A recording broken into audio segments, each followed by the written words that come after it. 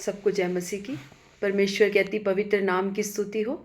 मैं खुदा का धन्यवाद करती हूँ। परमेश्वर ने एक बार फिर से आपके सन्मुख आकर परमेश्वर के पवित्र कलाम से बताने के लिए मेरी मदद और सहायता की। मैं खुदा का धन्यवाद करती हूँ और मैं आशा करती हूँ आप लोग सब प्रभु में आनंदित होंगे और सुरक्षित होंगे।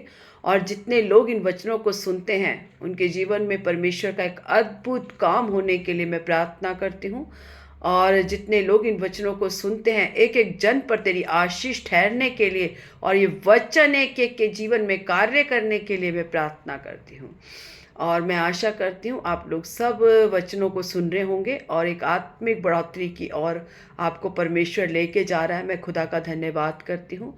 आइए हम सरों को झुकाएं और उस परमेश्वर के आगे प्रार्थना करें। हालेलुया। धन्यवाद यीशु, धन्यवाद सर्वशक्तिमान पिता परमेश्वर। हालेलुया। राजाओं के राजा, प्रभुओं के प्रभु यीशु नासरी, हम आपका धन्यवाद करते हैं।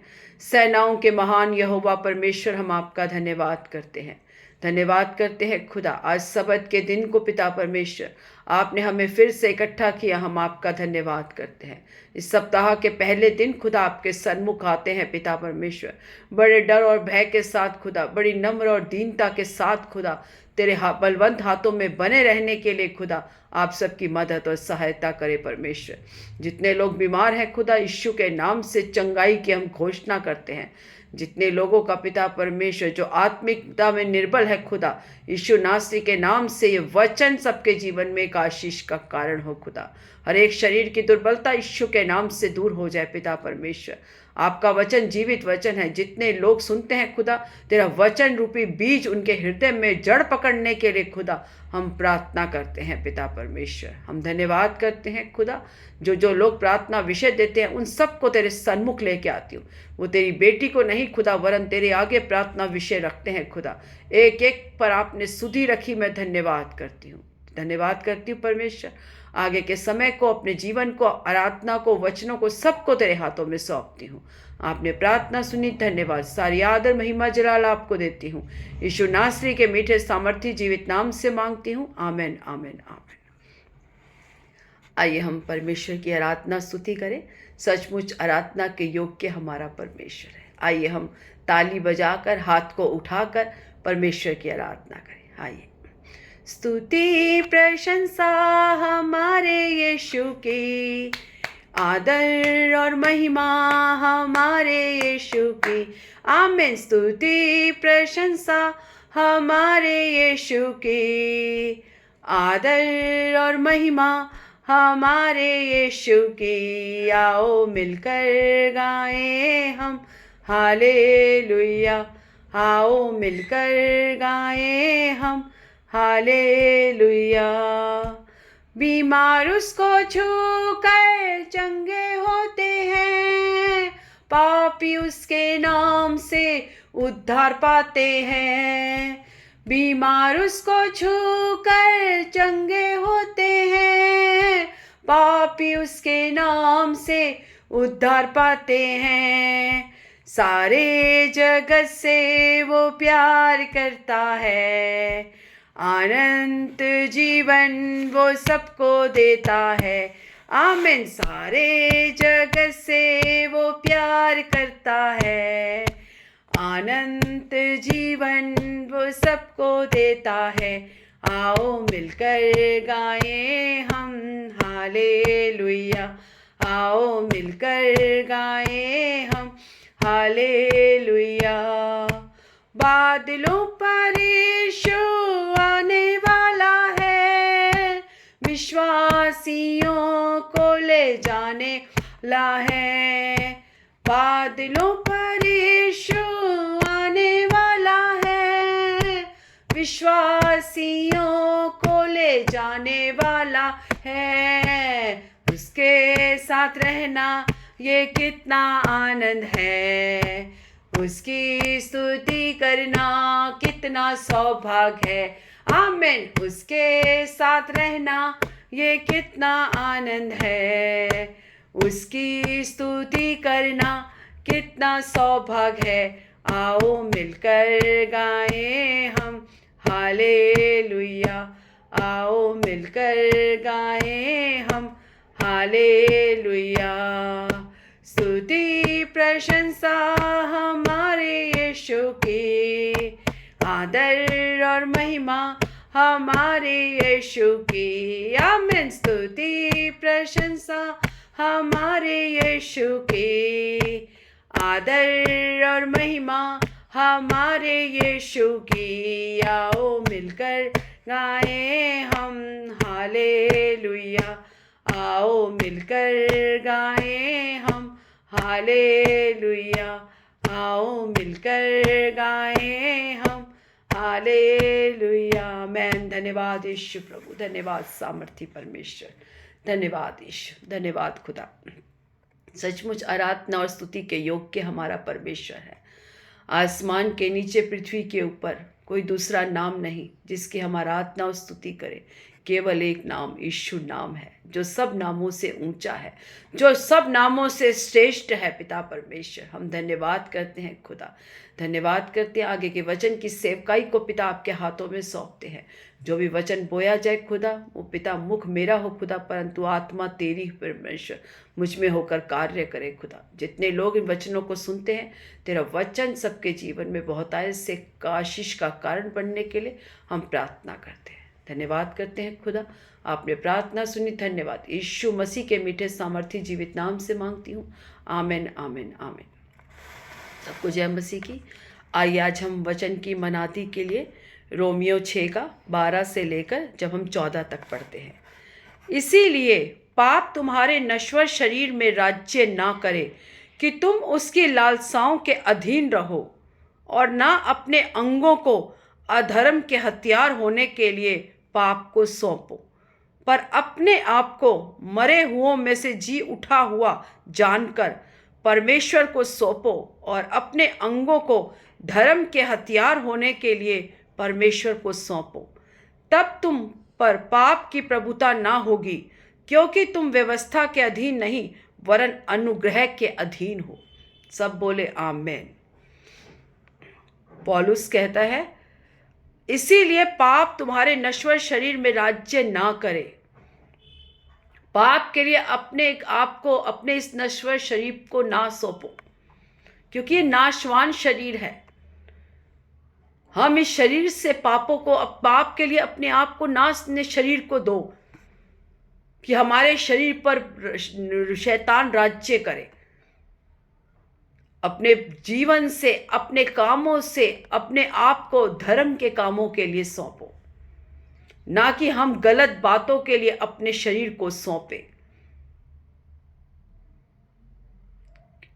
क्योंकि जब हम अपने शरीर को नाश की ओर, गलत बातों की ओर, किसी की निंदा की ओर, किसी व्यभिचार की ओर, नशे की ओर, जब हम अपने शरीर को सौंपते हैं तो वो नाश की ओर जाता है। लेकिन जब हम धर्म के कामों के लिए अपने शरीर को परमेश्वर के हाथों में सौंपते हैं तो परमेश्वर इसे महिमा से बढ़ाता है।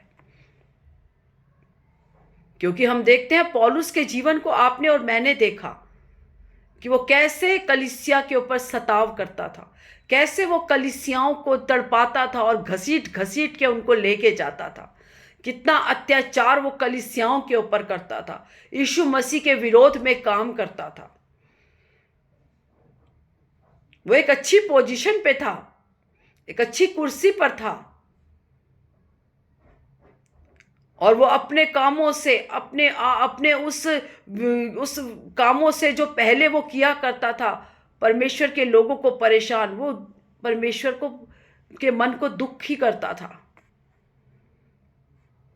क्योंकि जब हम परमेश्वर के खिलाफ, परमेश्वर के लोगों के खिलाफ, परमेश्वर के वचन के खिलाफ बातें बोलते हैं, परमेश्वर के लोगों के खिलाफ, परमेश्वर के अभिषिक्त लोगों के खिलाफ जब हम उंगली को उठाते हैं, तो हम अपने शरीर को, अपने इस नाशवान शरीर को पाप के हाथ पे सौंपते हैं।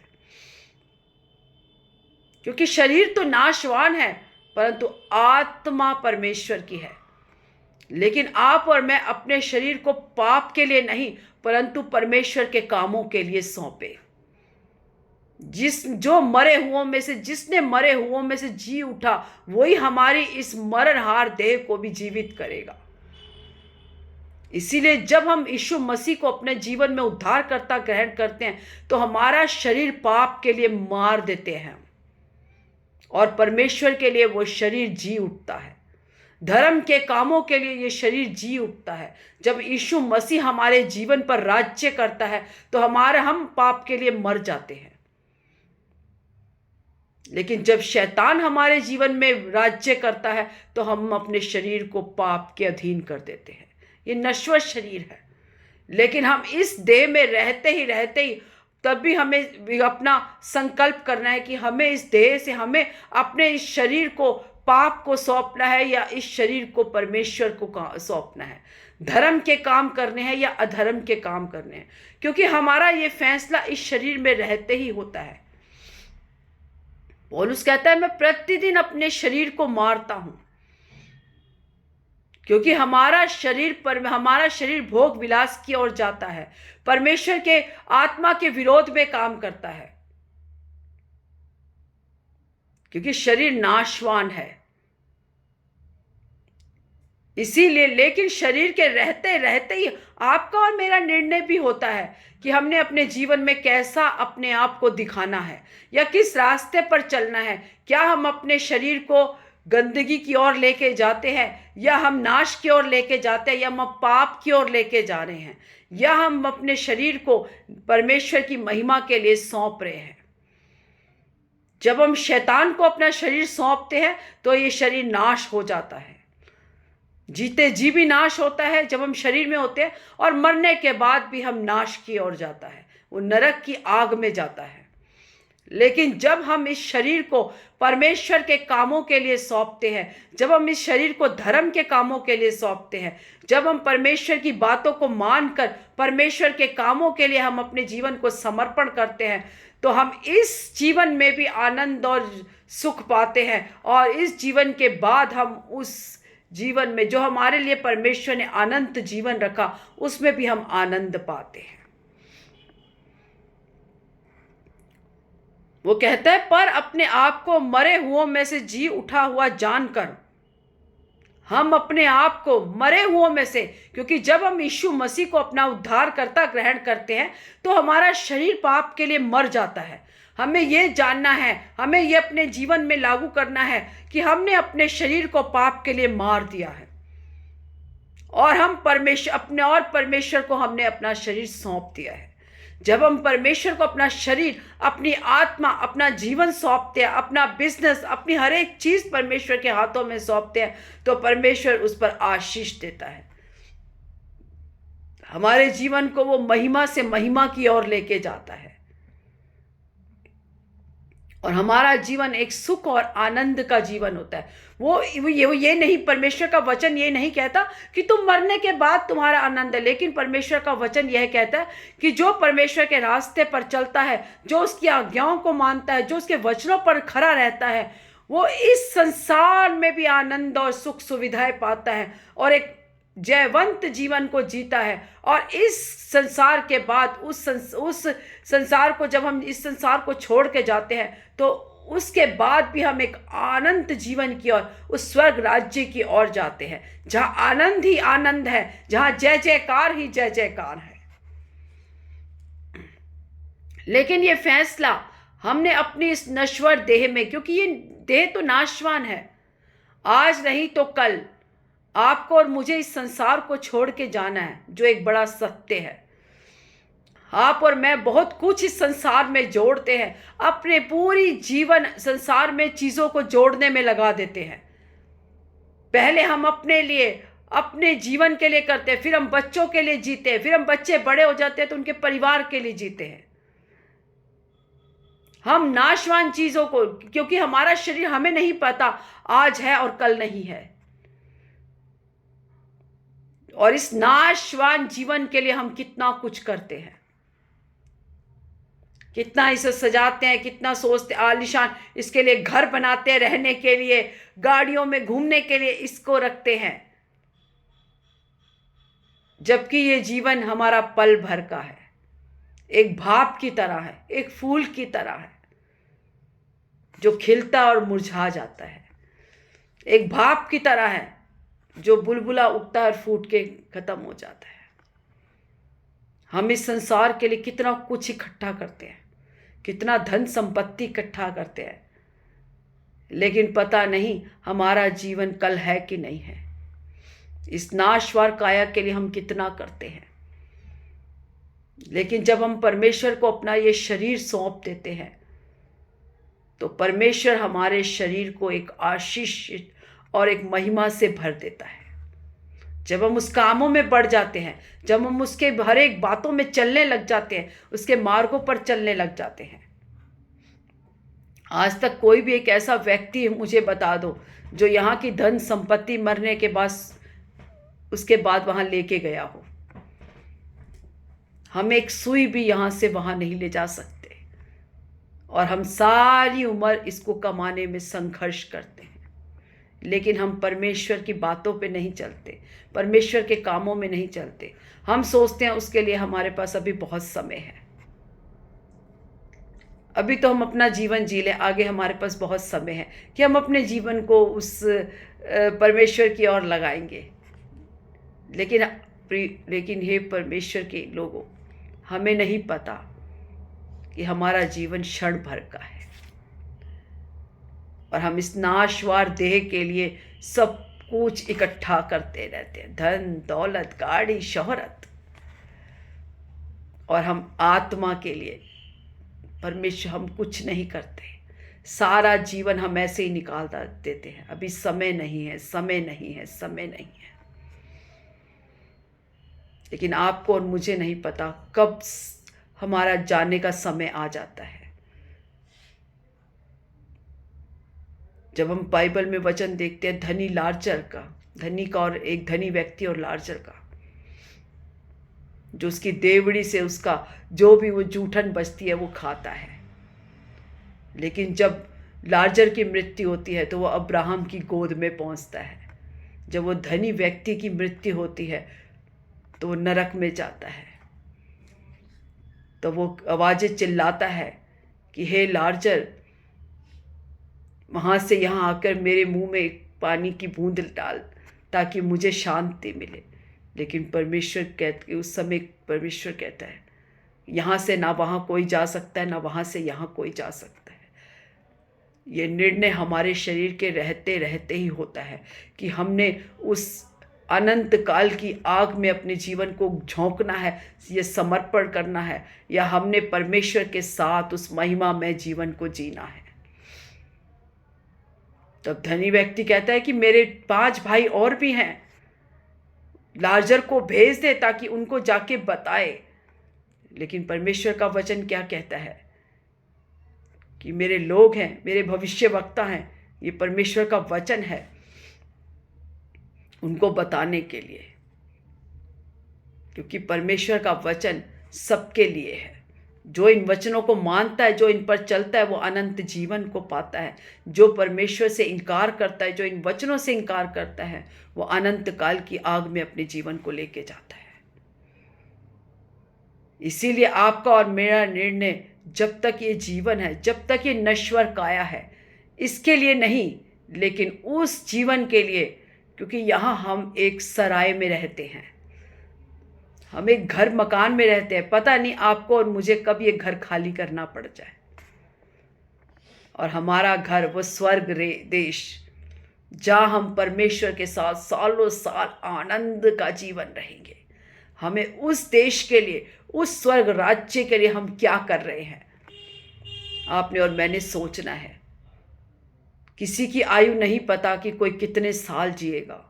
जवान नहीं कह सकता कि मैं अपनी पूरी आयु तक मरूंगा, लेकिन समय रहते ही हमें परमेश्वर को अपने जीवन को समर्पण करना है, उसके कामों में बढ़ना है। इसीलिए इन वचनों को सुनने वाले सभी भाई बहनों को आज परमेश्वर की आत्मा कहती है कि ये नश्वर शरीर के लिए हम इतना कुछ करते हैं, लेकिन हम परमेश्वर की आत्मा के लिए, परमेश्वर के लिए हम कुछ नहीं करते। हम परमेश्वर को अपना जीवन सौंपे, उसके कार्यों में हम बढ़े, हम अपने उस स्वर्ग राज्य की ओर जहाँ हमने हमेशा रहना है, उसके लिए अपने जीवन को तैयार करें, ना कि इस सराय के लिए आज हम हैं कल नहीं है। पल भर की ये सांस उठती है, पता नहीं ये नीचे आती भी है या नहीं आती। और घमंड किस चीज़ का, इस नाशवान काया के लिए। इसीलिए हे प्रियो, हे परमेश्वर के लोगों, अपने जीवन को परमेश्वर को समर्पण करो। आइए हम ये वचन आप लोगों के जीवन में एक आत्मिक बल, शक्ति, सामर्थ्य देने के लिए मैं प्रार्थना करती हूँ। इस वचनों के द्वारा प्रभु आपको आशीष दे।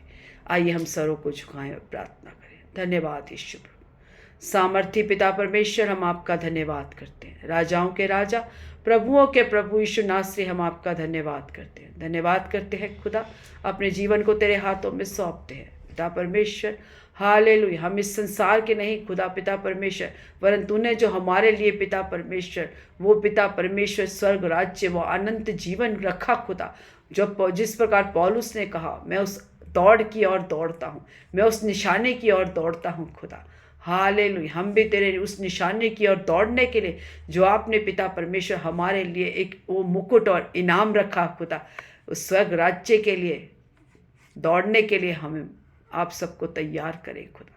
इस नश्वर काया के लिए नहीं पिता परमेश्वर, परंतु जो आप युगायुग पिता परमेश्वर, जहाँ हम तेरे साथ उस महिमा में जीवन में रहेंगे खुदा, उस जीवन के लिए अपने आप को तैयार करें खुदा। हालेलुया। धन्यवाद करती हूँ, ये वचन बतेरे लोगों के लिए एक आशीष का कारण हो। हम धन्यवाद करते हैं। आगे के समय को, अपने जीवन को, सब कुछ तेरे हाथों में सौंपते हैं। आपने प्रार्थना सुनी, धन्यवाद। सारी आदर महिमा जलाल आपको देते हैं। यीशु मसीह के मीठे सामर्थी जीवित नाम से मांगते हैं। Amen, amen, amen. God bless you all. प्रभु आप सबको आशीष करे।